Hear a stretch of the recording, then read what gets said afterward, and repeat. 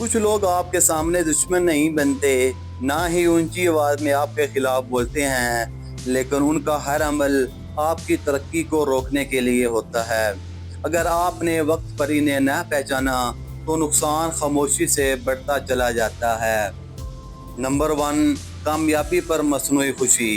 जब आप कामयाब होते हैं तो ये लोग आपको मुबारक ज़रूर देते हैं, लेकिन इसमें दिल शामिल नहीं होता। उनकी मुस्कुराहट वक्ती होती है, आंखों में वो चमक नहीं होती जो सच्ची खुशी में नज़र आती है।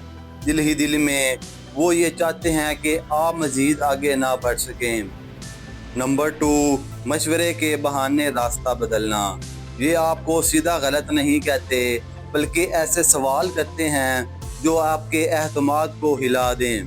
क्या वाकई ये दुरुस्त वक्त है, कहीं नुकसान ना हो जाए। ये नसीहत नहीं, आपको दो दिल में डालने की चाल होती है। नंबर 3, मुश्किल में गैर मौजूदगी।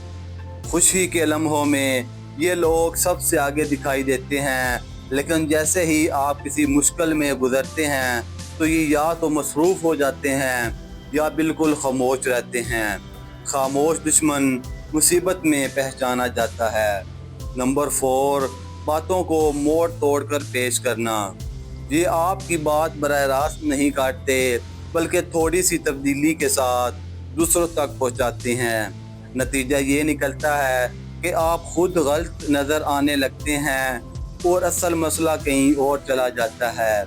यही खामोश वार सबसे ज़्यादा नुकसानदेह होता है। नंबर 5, फ़ायदा ख़त्म तो ताल्लुक़ बदल गया।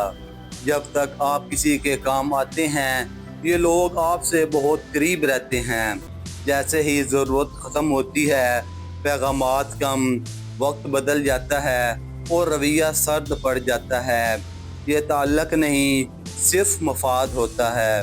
तो याद रखें, खामोश दुश्मन वो नहीं जो बुरा बोले, बल्कि वो है जो मुस्कुरा कर आपको पीछे धकेल दे। लोगों को बातों से नहीं, उनके रवैयों से पहचानो। अगर आपको ये वीडियो पसंद आए तो लाइक करके चैनल को सब्सक्राइब कर दें।